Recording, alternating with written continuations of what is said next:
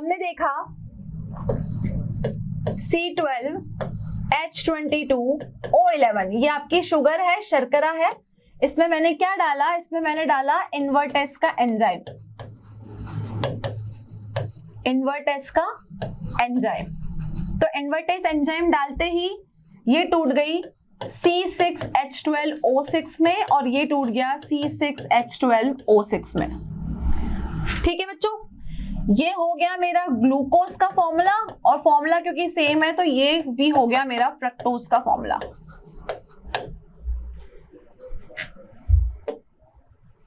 Clear?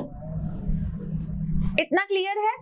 चलिए, अब glucose और फ्रक्टोज तो आपको मिल गई। अब अगर ये ग्लूकोज और फ्रक्टोज में अगर आप यहां पर जाइमेस का एंजाइम डालते हैं तो ये परिवर्तित हो जाता है इथेनॉल में और साथ में आपको देता है कार्बन डाइऑक्साइड गैस। हुआ क्या? C6H12O6। क्लियर? इसमें हमने क्या देखा, हमने जो एंजाइम डाला उसका नाम था जाइमेस, इसको बोलते हैं जाइमेस। ठीक है, जाइमेस एक एंजाइम का नाम है। अगर आप इसमें ये डालते हो तो आपको मिलता है C2H5OH प्लस साथ में यहाँ पर प्रोड्यूस होती है कार्बन डाइऑक्साइड गैस, और ये C2H5OH ही आपका क्या है, इसका नाम है एथेनॉल। क्या नाम है इसका? एथेनॉल। और जो यहाँ पर गैस उत्पन्न हुई इसका नाम है कार्बन डाइऑक्साइड।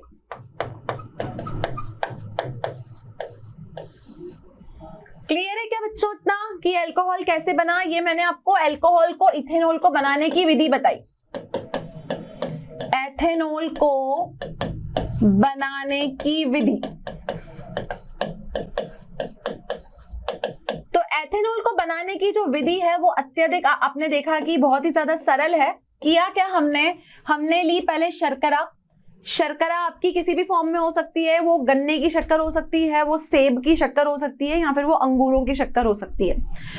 उस शक्कर को हमने इन्वर्टेस एंजाइम की उपस्थिति में किण्वित करवाया। किण्वित करवाने का मतलब होता है मैंने इसका यहाँ पर फर्मेंटेशन करवाया।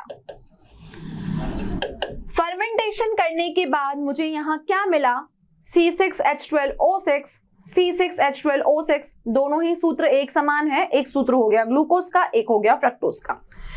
अगर इस ग्लूकोज की अभिक्रिया ऑक्सीजन के साथ हमने जाइमेस की उपस्थिति में कराई, दोनों एंजाइम के नाम याद रखना, यहां पर मैंने लिया है इन्वर्टेस और यहां मैंने लिया है जाइमेस। इन्वर्टेस और जाइमेस की उपस्थिति में हमने अभिक्रिया करवाई तो हमें मिला ethanol plus carbon dioxide gas. ठीक है, अब बच्चों होता क्या है कि आप देखते हो कि जब अंगूर पक जाते हैं तो अंगूर पक जाते हैं, अगर आप उस पर दबाव डाल के उनको दबाएंगे तो दबाने के बाद क्या होगा कि उसमें से शर्करा उत्पन्न होगी। अब अगर वो शर्करा इन्वर्टेस के साथ कंबाइन हो गई तो वो आपको क्या देगी? वो आपको ग्लूकोज और फ्रक्टोज देगी, और अगर फिर उसमें आपने जाइमेस एंजाइम डाला तो आपको इथेनॉल मिल जाएगा। तो ये तरीका है आपका इथेनॉल को बनाने का। अब ये जो आपका इथेनॉल बना है, ये जो इथेनॉल बना है, अगर ये बनते बनते ऑक्सीजन के संपर्क में आ गया, किसके संपर्क में आ गया? ये C2H5OH आपका ऑक्सीजन के संपर्क में आ गया। तो बच्चों ऑक्सीजन के संपर्क में आने से ये आप CH3 CH2 COOH ethanoic acid, जिसको हम बोलते हैं एथेनोइक अम्ल। ठीक है, अगर ये इथेनॉल ऑक्सीजन के संपर्क में आ गया तो ये क्या बना देगा? ये आपका इथेनोइक अम्ल बना देगा। तो ये तो हुई इथेनॉल को बनाने की विधि, कैसे हमने शर्करा से इथेनॉल को बनाया। और शर्करा आपको किस में मिलेगी? गन्ने में, माल्टोज में, सेब में और पके हुए अंगूरों में। तो ये हुआ इथेनॉल को बनाने की विधि। अब एथेनॉल अभी हमारा खत्म नहीं हुआ है, हम बात करेंगे इसके उपयोग की।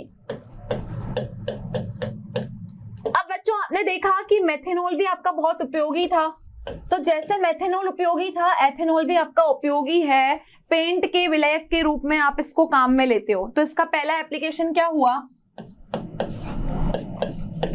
पेंट के विलायक के रूप में।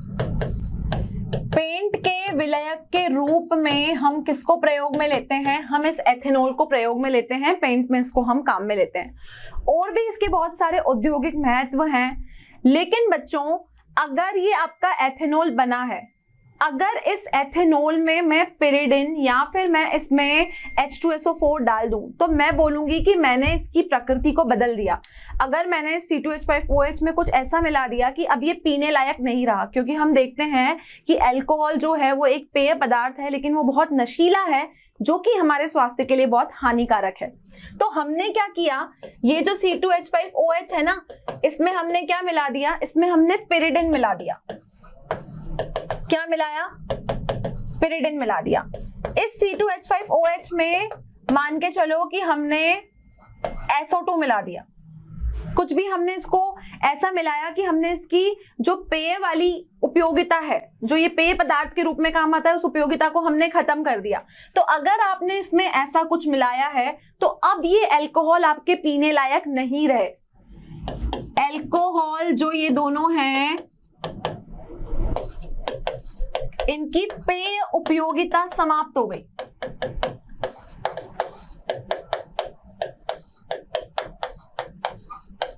अब दोनों अल्कोहल ये क्या रहे? पीने लायक नहीं रहे, आप इसको पी नहीं सकते।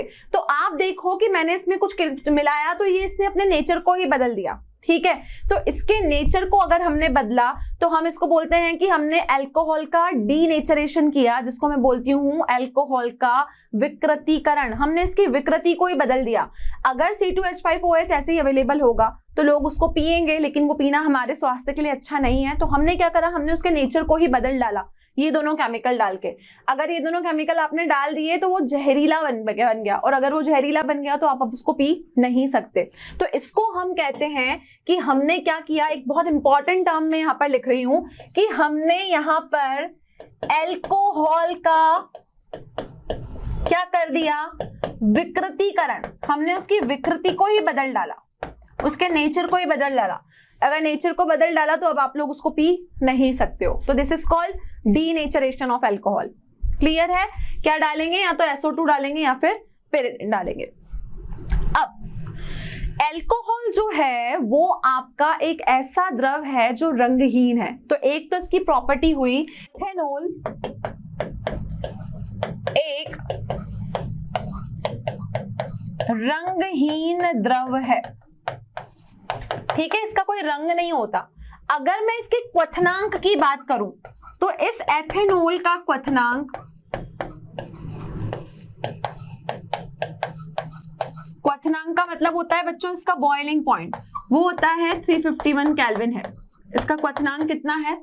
351 केल्विन है। तो ये दोनों इसकी प्रॉपर्टी हो गई कि आप अगर बात करोगे अल्कोहल एथेनॉल की, तो एक ये रंगहीन द्रव होता है। रंगहीन द्रव का मतलब कि इसका कोई कलर नहीं है, ये कलरलेस है।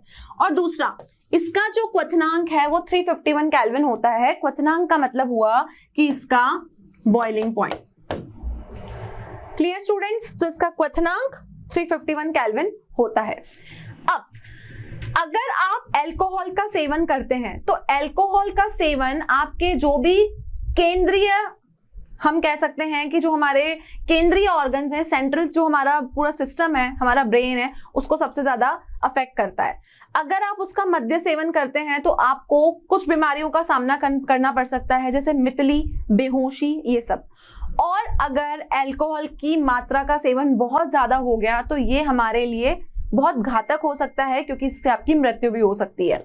इसके अलावा जो अल्कोहल है वो सबसे ज्यादा हमारे लिवर को प्रभावित करता है। अगर लिवर प्रभावित होगा तो हमारी जो आयु होगी वो कम हो जाएगी और हम जल्दी ही मृत्यु हमारी हो सकती है।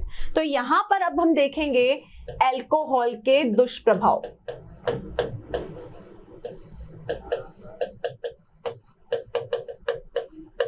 कि अल्कोहल के क्या दुष्प्रभाव हैं।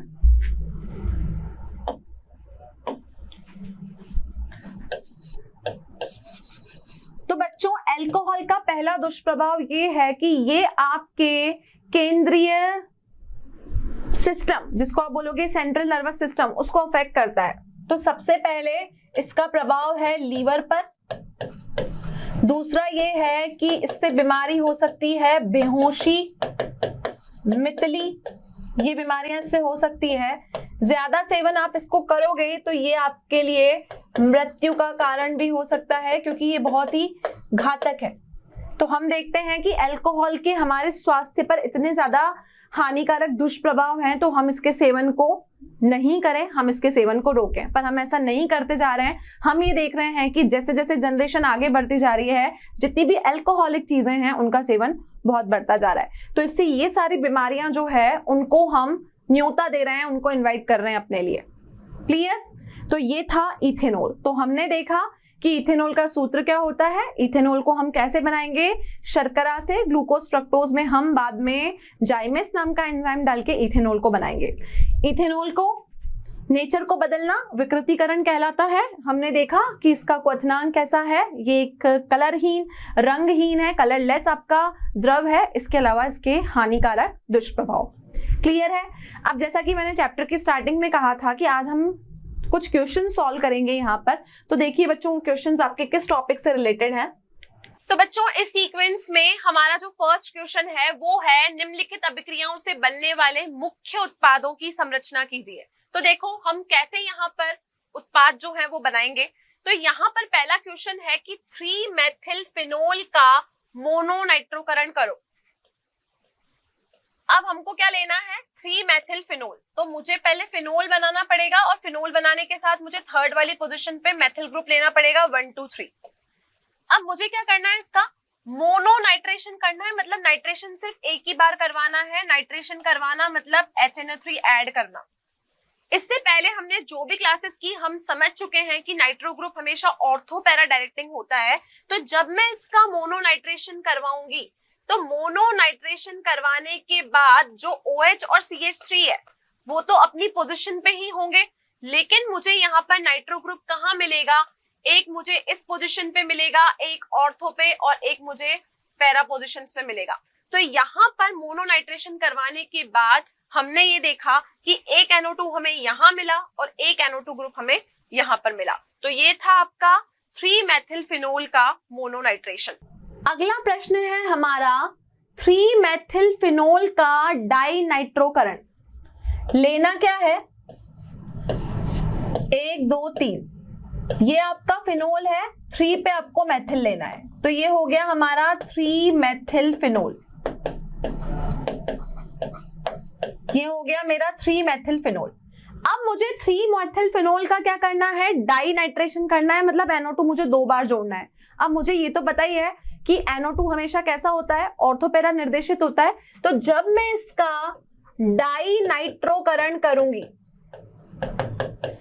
मैं इसका डाइनाइट्रोकरण करूंगी तो यहां पर मुझे क्या उत्पाद मिलेगा, देखिए यहां पर ये हो गया OH और CH3 जहां लगा है वहां लगेगा।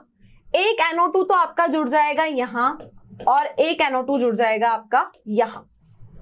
क्लियर? तो 2 NO2 जुड़ेंगे, एक जुड़ेगा ऑर्थो वाली पोजीशन पे, एक जुड़ेगा आपका पैरा वाली पोजीशन पे। क्योंकि अभिक्रिया का नाम डायनाइट्रोकरण है तो मुझे कितने NO2 को यहाँ पर जोड़ना है, 2 NO2 को यहाँ पर मुझे जोड़ना है। सिंपल। चलिए, तो ये था आपका ख भाग इस अभिक्रिया का। आगे बढ़ते हैं हम अगले प्रश्न की तरफ, जो कि है हमारा ग भाग, फेनिल एथेनोएट का मोनोनाइट्रोकरण। अब पहले तो ये देखें कि फेनिल एथेनोएट क्या होता है। ये तो हो गया आपका फेनिल, मतलब फिनाइल की रिंग। एथेनोएट, ठीक है, एथेनोएट का मतलब OCOCH3, इसको हम बोलते हैं एथेनोएट समूह। क्या बोलेंगे, OCOCH3। क्लियर बच्चों? OCOCH3 समूह को हम बोलते हैं एथेनोएट का समूह। अब मुझे इसका करना है मोनोनाइट्रोकरण। क्या करना है, मोनोनाइट्रोकरण। तो बच्चों जब मैं इसका मोनोनाइट्रोकरण करती हूं तो मुझे पता है कि हमेशा जो मेरा नाइट्रो वाला ग्रुप है वो कैसा है, वो हमेशा ऑर्थोपैरा निर्देशित है। तो ऑर्थोपैरा निर्देशित होने की वजह से इस रिंग पे यहां आ गया OCOCH3 और मोनोनाइट्रोकरण मैं इसका कर रही हूं। इसका मतलब यहां से एक NO2 जाएगा, उसको मैं कहां लगा दूं, या तो मैं ऑर्थो पे लगा दूं या फिर मैं उसको पैरा पे लगा दूं। तो यहां मैंने लगा दिया NO2। तो आपको ध्यान रखना है कि फेनिल एथेनोएट का मतलब होता है फिनाइल की रिंग, एथ का मतलब 2 कार्बन, और OH ग्रुप मतलब आपका कौन सा ग्रुप हुआ यहाँ पे, C डबल बॉन्ड O वाला ग्रुप हुआ। क्लियर है इतना? तो आपको इस तरीके के क्वेश्चन आपके एग्जाम में दिए हुए जाएंगे कि आपको अभिकर्मक दिया होगा, उत्पाद को पहचानना होगा। कई बार आपको अभिकर्मक और उत्पाद दोनों दिए होंगे, लेकिन आपको इस एरो के ऊपर जो लिखना है ना, उसको पहचानना होगा। तो इसके लिए जितनी भी अभिक्रियाएं हैं उनको आपको ध्यान से पढ़ना होगा। हर चैप्टर की अभिक्रिया को अलग रूप से आपको एक नोट्स के रूप में जो भी मैं लिखाती हूँ उसको आप सिर्फ लिखते जाइए, ताकि आपको एग्जाम में हर पॉइंट यहाँ पर क्लियर हो सके। क्लियर है स्टूडेंट्स? तो यहाँ पर आज के लेक्चर में हमने क्या देखा? आज के लेक्चर में हमने अल्कोहल्स का औद्योगिक महत्व देखा, और औद्योगिक महत्व के अल्कोहल हमारे पास 2 हैं, मेथेनॉल और एथेनॉल। साथ ही इनका महत्व होने के साथ साथ ये हमारे लिए अच्छे भी नहीं है, क्योंकि अगर हमने देखा कि इनके अगर दुष्प्रभाव हमारे दैनिक जीवन पे पड़ते हैं तो हमें अनेक बीमारियों का यहाँ पर सामना करना पड़ सकता है। क्लियर है बच्चों? तो ये हमारा अल्कोहल और फिनोल का पार्ट यहीं कंप्लीट होता है। नेक्स्ट क्लास में हम एक नया टॉपिक पढ़ेंगे जो अल्कोहल फिनोल का तीसरा भाई है, उसका नाम है ईथर, और सारी चर्चा हम सिर्फ ईथर के ऊपर ही करेंगे। क्लियर? तो आई होप कि आज का लेक्चर सभी को समझ में आया।